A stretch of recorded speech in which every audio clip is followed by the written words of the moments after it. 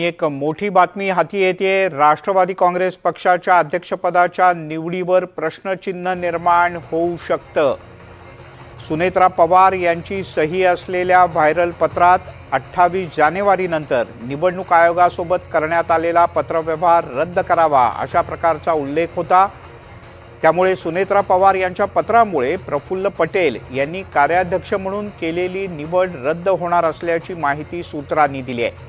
त्यामुळे सुनेत्रा पवार यांच्यासोबतच पार्थ पवार यांची खासदारकी सुद्धा तांत्रिकदृष्ट्या अडचणीत येऊ शकते।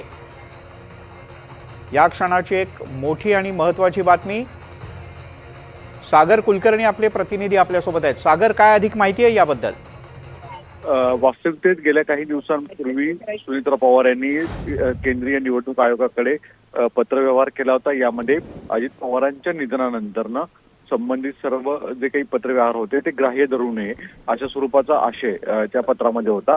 अर्थात त्याचा संदर्भ जर घेतला तर सुनेत्रा पवारांच्या राष्ट्रीय अध्यक्षपदाच्या निवडीसाठी जी कार्यकारिणी बोलवण्यात आली होती ती प्रफुल्ल पटेल यांनी कार्याध्यक्ष म्हणून बोलवण्यात आली। मग ती ग्राह्य धरावी का असा प्रश्नचिन्ह उपस्थित होतोय। त्याचवेळी एबी फॉर्म जो राज्यसभेचा पार्थ पवार यांनी भरलेला आहे त्याला सुद्धा प्रफुल्ल पटेल यांनी स्वाक्षरी केलेली आहे, सुनील तटकरेंनी देखील स्वाक्षरी केलेली आहे। मग त्यांचं पद जर ग्राह्य दिलं गेलं नाही तर मग पार्थ पवार यांची राष्ट्रवादीची अधिकृत उमेदवारी सुद्धा यावर प्रश्नचिन्ह उपस्थित होईल की काय अशी एक शक्यता वर्तवली जाते। अर्थात या शक्यता आहेत, पण कुठे ना कुठेतरी सुनेत्रा पवारांच्या स्वतः त्यांनी लिहिलेल्या पत्रामुळे सुनेत्रा पवारांची अडचण अधिक वाढण्याची शक्यता आता वर्तवली जात आहे। सागर, तुर्तास धन्यवाद या माहितीबद्दल।